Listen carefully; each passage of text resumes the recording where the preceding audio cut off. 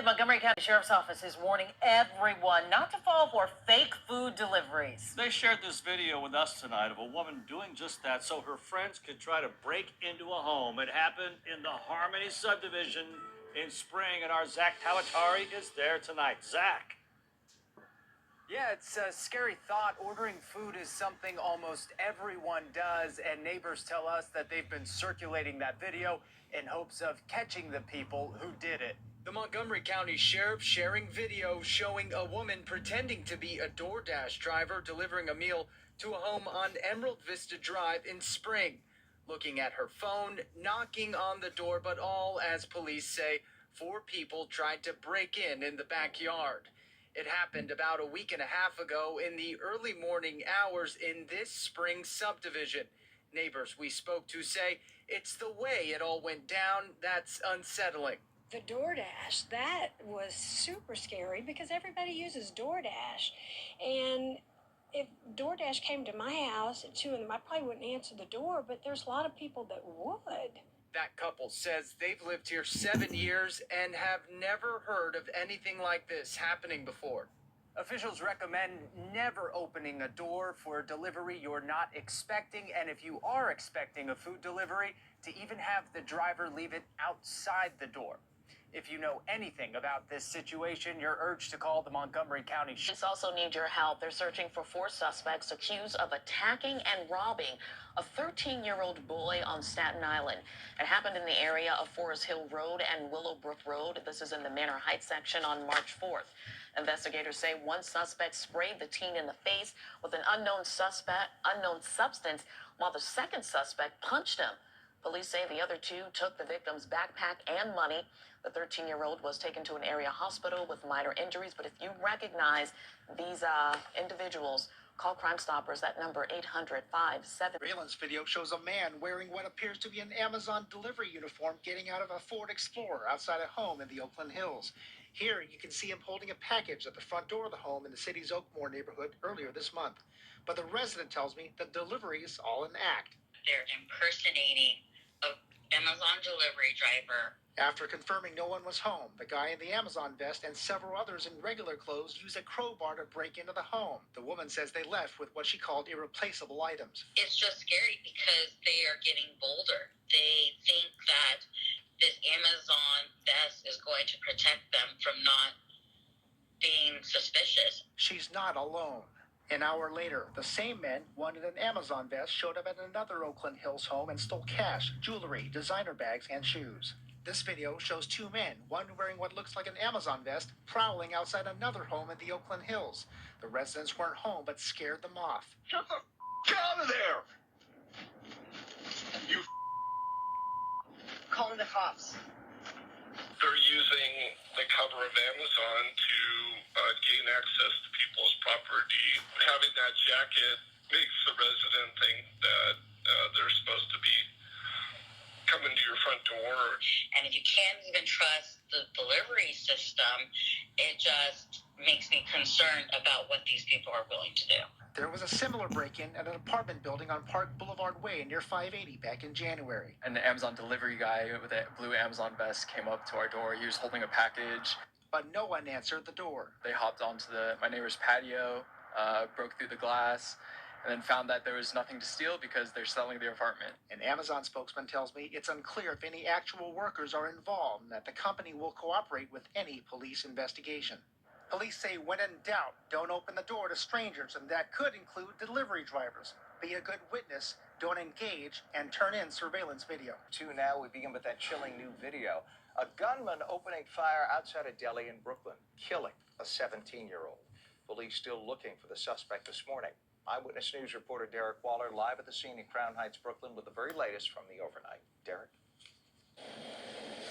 And Ken, that new video we just got this morning actually came from the security cameras outside this deli, the Yaya Deli here at Prospect Place and Saratoga Avenue. And police are hoping that this clear video can help them find this person and make an arrest. Now, in that video, you can see a young man walk out of the deli before he reaches into his waistband, pulls out a gun, and pulls the trigger.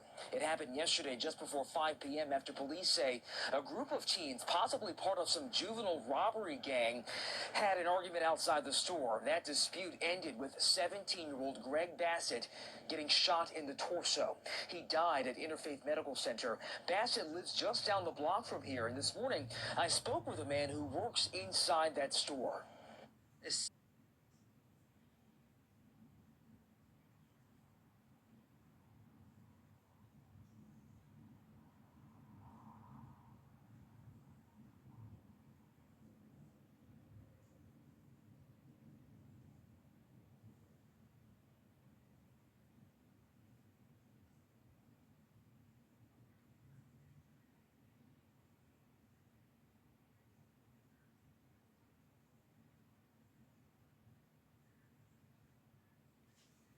So that's a dead cat in his hand, in his right hand there. And he's putting it in somebody's mailbox. People getting crazy out here, man.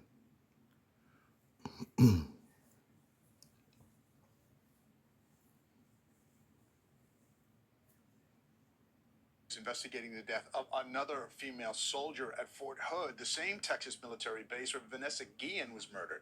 The family of Private Second Class Ana Ambassador Ruiz says she complained about sexual harassment at the post. Her death comes 3 years after Guillen's murder. A military investigation determined Guillen had been harassed by a superior after she complained she'd been sexually assaulted by one of her fellow soldiers. Sad how after over a year they finally accepted that we were saying the truth and nothing but the truth from the very beginning. The nearly 300-page report about Guillen's death also said her unit did not take appropriate action after she reported harassment to her supervisor on 2 separate occasions. Investigators say the soldier who killed Guillen took his own life. French cities grinding to a halt. In the capital, thousands of people taking to the streets after French President Emmanuel Macron forced through an unpopular bill that raises the retirement age from 62 to 64 years old. And he did it without a vote. Protesters tonight throwing bottles at a police barricade and setting tires on fire. Police responding with tear gas and water cannons. Across every major city tonight, similar scenes. A woman in Lyon saying the air was so thick with tear gas she couldn't breathe. C'est dégueulasse, quoi. On se dit, à quoi ça sert d'avoir une Assemblée nationale? Thursday afternoon, France's Prime Minister Elizabeth Borne, an ally of Macron, triggering a constitutional tool that allowed the bill through with no floor vote. On ne peut pas faire de paris sur l'avenir de nos retraites. Cette réforme est nécessaire. The uproar, immediate. Opposition members shutting down Parliament, belting the French national anthem. Macron has long insisted the reforms are essential to ensure the pension system doesn't collapse. From KPRC2, this is breaking news. Good morning, I'm Andy Sirota. And I'm Brittany Jeffers with an update on this morning's top stories on KPRC2 and the KPRC2 Plus live stream. Now, we just obtained some new details about a shooting investigation that's happening right now inside of an Humble neighborhood. Harris County Sheriff's deputies were called to that home around 2 o'clock this morning on Wellington Chase Lane. That's in the Canyon Gate Park Lakes subdivision. KPRC2's Corley Peel joining us live from that scene with what we've learned. Corley. We just learned from the sheriff's office that a husband came home to find his wife in the home with another man, then shot that man in the chest. You can see the scene has cleared out here now this morning. Investigators say that man had called 911 around 2 a.m. after he was shot. Deputies say that the shooter turned himself in and was found down the street. They say he was also taken to the hospital for precautionary reasons. Investigators say the woman was not injured and no one else was at home at the time of the shooting.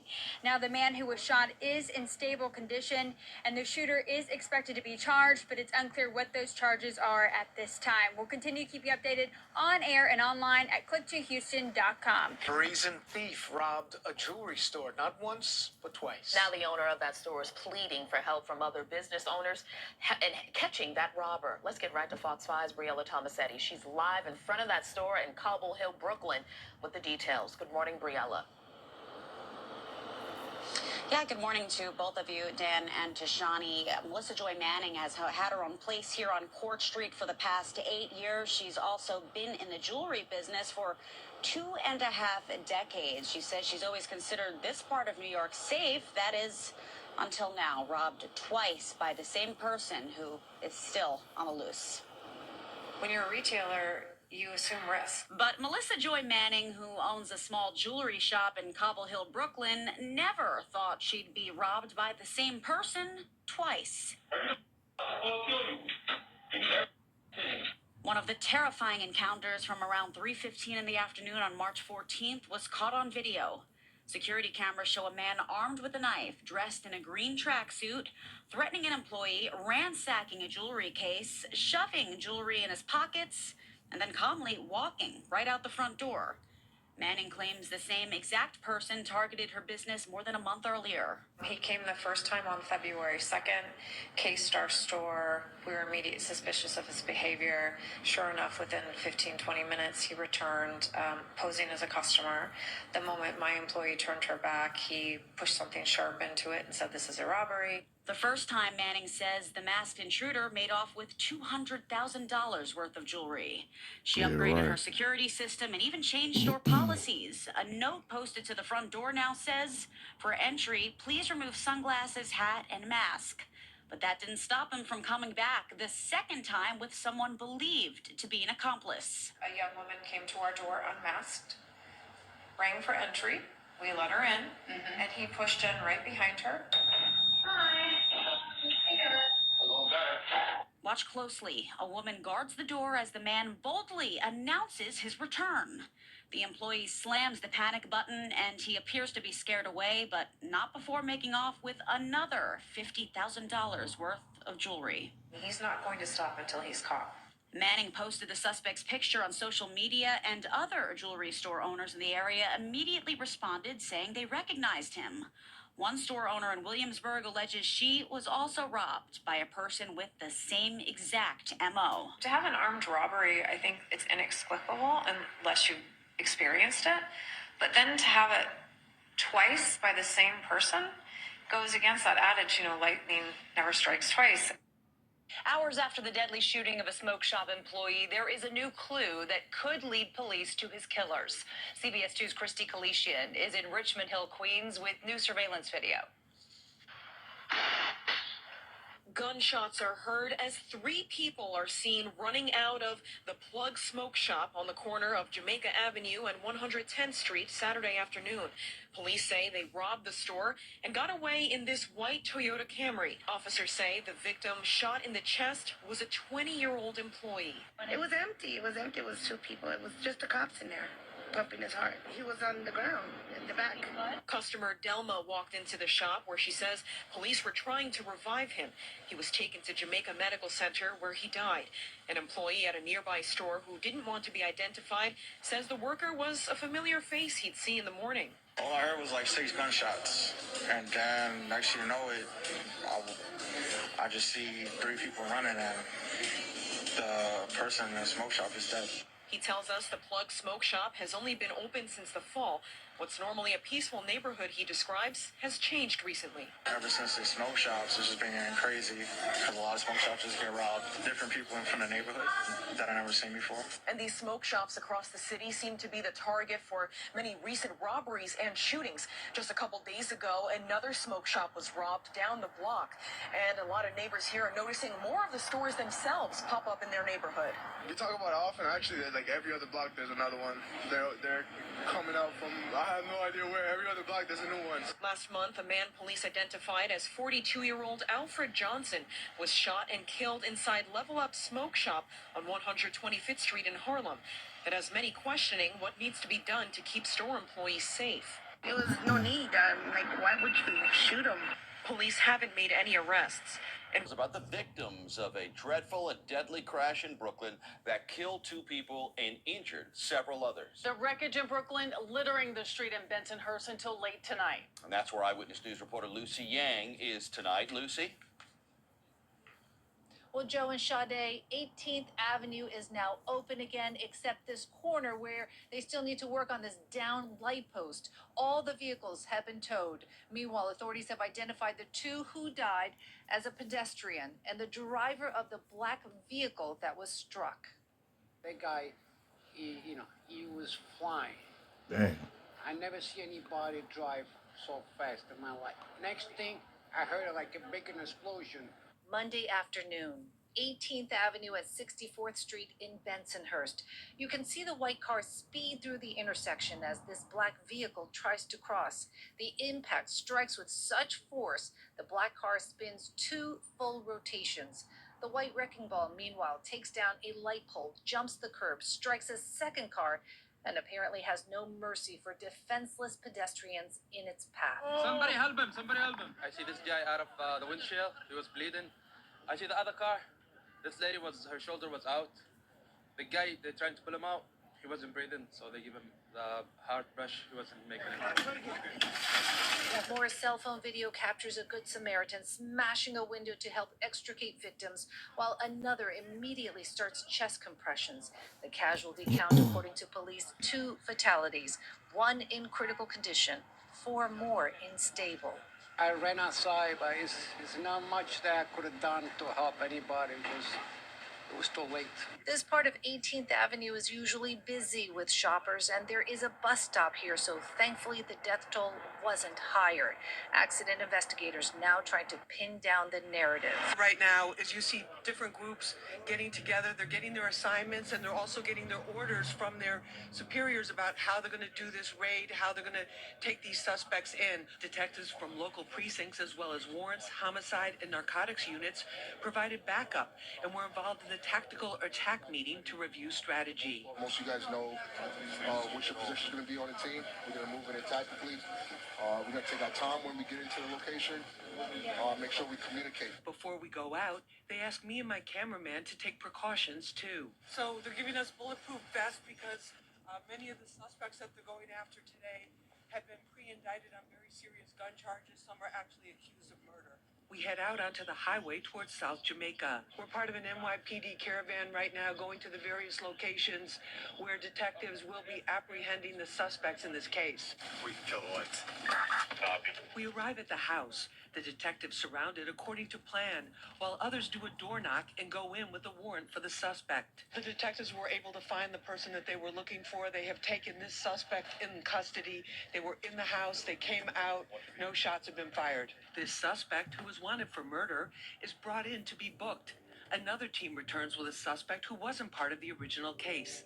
Police say he panicked and threw this gun out the window while the officers were looking for someone else. Get that my face, man. The NYPD says this case, like others in recent years, shows that a very long time. Chris? Well, Lisa, excellent work. Thank you very much. A man found dead at a Brooklyn public housing complex. He was found in a stairwell with a gunshot wound to his head. Eyewitness News reporter Janice Yu was live in Sheepshead Bay with the very latest for us. Janice, good morning. Good morning, Charlene. Yeah, investigators say the victim actually doesn't live in the apartment building where the murder happened. He actually lives in a building nearby. Investigators say the 37-year-old man was actually with a friend when he went into the Nordstrom's houses with a friend around 11 p.m. last night. That's when he was shot. Now, police arrived and found the man on the first floor stairwell area inside the building on Bachelor Street in the Sheepshead Bay section. He was shot in the head and was pronounced dead at the scene. Now, no one has been arrested as of now, and police are still working out exactly what happened and the motive for this deadly shooting. Again, they are looking for the person or people responsible for this. The name of the victim has not yet been released. We'll bring you the latest as soon as. Bail is set at $2 million for a Connecticut man charged with a deadly, unprovoked attack on a neighbor. CBS 2's Tony Aiello reports it's the first homicide in Wilton in more than a decade. A New York couple purchased the home at 34 Partridge last summer. Their plans to build a life here now shattered by deadly violence. Through our investigation, there's no provocation from the victim that we've unveiled that would have led to such a violent attack. The deputy chief says the suspect lived with his parents on Indian Hill Road, just behind the victim. Prosecutors say Tuesday morning, 31-year-old Sebastian Andrews brutally attacked 39-year-old Ari Ukachukwu with a knife. The suspect's father saw the stabbing attack from his window, calling 911 and running to the scene as his son dragged the lifeless body to the garage, leaving a blood trail 15 feet long. It's an unprovoked assault on a next-door neighbor. There seems to be some kind of psychological issue involved in the case. According to the arrest affidavit, Andrews told police the victim looked at him with eyes that looked insane and claimed the attack was in self-defense. He indicated he had some kind of perception that the neighbor, the victim, was trespassing on his property. Through our investigation, there's no indication that has substantiated that belief. Police say Andrews went home and took a shower after the attack. A judge set bail at $2 million.